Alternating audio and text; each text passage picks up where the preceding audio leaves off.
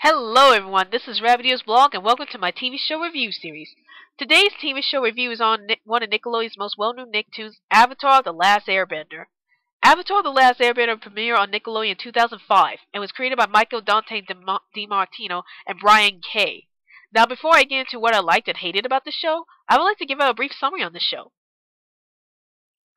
Basically, this show is about a young airbender named Aang, who is frozen in an iceberg for over 100 years, and was later on released by two waterbenders named Katara and her brother Sokka. After Aang is released from the iceberg, he realizes that the Fire Nation has overtaken the world, and that he is destined to defeat Fire Lord Ozai, because he's the Avatar. Can Aang defeat Fire Lord Ozai and save the world? Watch this show to find out. What can I say? If I were to tell you what my favorite Nicktoon on Nickelodeon was during the mid-2000s, it would have to be Avatar: The Last Airbender. The show was just brilliant in every way possible, as it was not only the first anime-style Nicktoon I ever seen on Nickelodeon, but it was the most well-developed and dramatic series I had ever seen come out on Nickelodeon.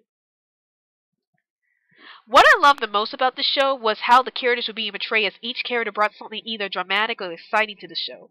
Probably my most favorite characters in this entire series were the main characters themselves, which included Aang, Katara, Sokka, Toph, Zuko, and Azula.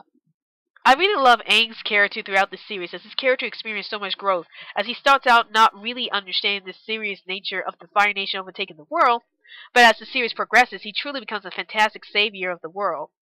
I love Aang's personality, as he is probably the most optimistic character in the entire show, and I also love his peaceful nature, as he refuses to rely on violence whenever the situation gets dire, and it really shows how much of a caring character Aang really is. Another character I really enjoyed was Katara, the prodigy waterbender of the group. Out of all the characters who experience a character growth throughout the series, I would have to say that Katara really matures as a character by the end of the show, as she was shown to be an extremely brave character who tries to do everything in her power to protect the people who are close to her, especially Aang. When Katara's mother was killed by the Fire Nation, it was the one arc that really moved her character forward, as she was shown as being really upset about her mother's death, and I really felt sympathy for her, as she had to go through that experience and try to move on in her life without her mother.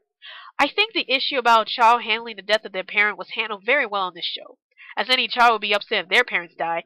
I know I would have felt upset about it. Sokka was another character that I really enjoy, as he is the comic relief of the show, and even though he doesn't have any waterbending powers like his sister Katara, he is still a very helpful character to the group, as he uses his brains to figure out how to solve the problem logically, and he also has a boomerang to throw at enemies, which I really enjoy seeing from time to time. Another character I really enjoy was Toph, as she is the most interesting character I ever seen in this show.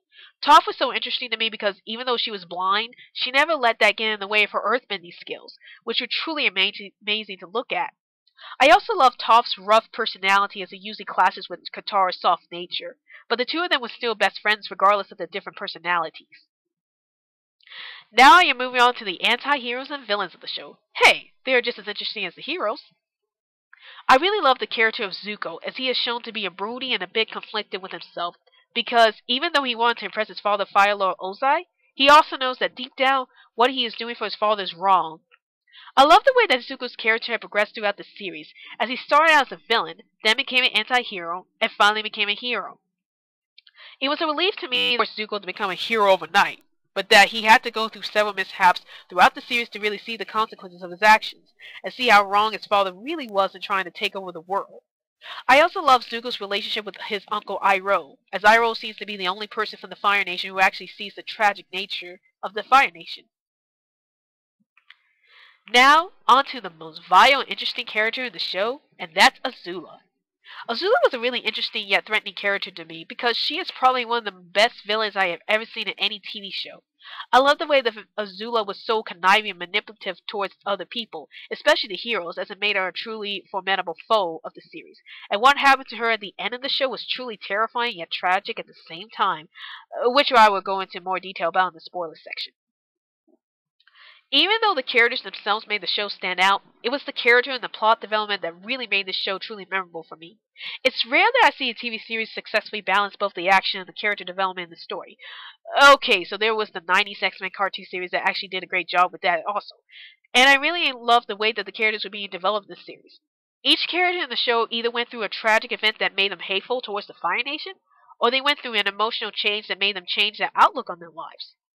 I especially love the action sequences in the show, as most of the characters would use their element bending skills to defeat a foe, and one of my most favorite element bending skills in the show was water bending, as the waterbender can turn the water they bend into ice and throw it at their enemies.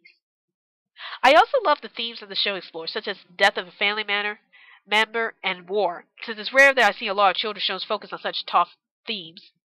I like how this TV series shows war in a negative light, as many characters lost their loved ones during the war against the Fire Nation, and also it shows how some of the characters, such as the elder waterbender that Katara meets up with in the third season, turn evil because of the war. It really brought out the message about how wars can affect many people in a negative way, and that there are more peaceful solutions in solving a problem than fighting it out. I guess the only problem I have with this series was how the series ended, and how I wish that they expanded on some of the topics in this show. But I will go more into that in the spoilers section. Avatar The Last Airbender ran for 3 seasons with a total of 61 episodes. Overall, I'm giving Avatar The Last Airbender a thumbs up. It really was a fantastic series that really knew how to mix character development with good action scenes, and it truly was one of the most inspirational shows to ever come out on Nickelodeon. Spoiler alert! If you haven't seen this show, you might want to skip over this section, but if you have seen the show or you just want to know how I feel about the scenes in this section, then keep watching. To add more about what I enjoy about the show, I love the fact that Azula suffers a mental breakdown near the end of the series, when her friends Ty Lee and May betrayed her to save Zuko and Sokka, when they had to go to the Fire Nation prison to release Sokka and Katara's father. It's rare that I ever see a villain have a mental breakdown towards the end of a TV series, and seeing a cold and calculating person like Azula go insane was truly terrifying and exciting at the same time. I also love the fact that Aang faced a moral dilemma when he had to choose in killing Fire Lord Ozai or spare his life, and how the show ended with Aang eventually taking Fire Lord Ozai's powers away from him was a truly creative move, and it really reinforced the peaceful nature that the show was trying to show. Now, I mentioned before that there were some problems I had with the show, and that mainly stemmed from the ending. Even though I like seeing Aang defeat Fire Lord Ozai, there were still many questions that weren't quite answered by the end of the show, such as what became of Azula after she was defeated, and what became of Zuko's mother. Now bear in mind that I haven't seen The Legend of Korra yet, which is the spin-off of Avatar The Last Airbender, because I lost my satellite by the time the show ended. So I'm just waiting for it to come out on DVD like I'm doing with Adventure Time, so I can see it. It's possible that they might have wrapped up all these scenes in Korra, but I have to check out the show myself to see. Well, that's my TV show review on Avatar The Last Airbender, and please stay tuned to my other TV show reviews in the future. This is Rabbit Ears Vlog, and I'll see you later.